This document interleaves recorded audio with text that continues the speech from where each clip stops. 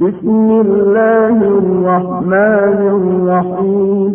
شروع کوم په نام د خدای پاک چې هغه ډیر مهربانه او بخښونکی دی. اذا جاء نصر الله والفتح.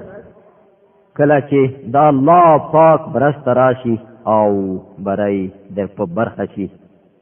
ورأيت الناس يدخلون في دين الله أفواجا. او ای پیغمبره صلی الله علیه وسلم ته ګور چې خلق ډلې ډلې د الله پاک په دین کې داخليږي.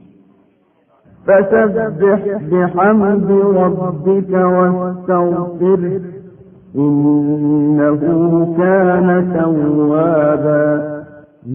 نو د خپل رب له ثنا ستاینې سره دغه تسبیح وکړه او لغنه بخنه وغواړه. بېشکه هغه ستر توبه قبلوونکی دی.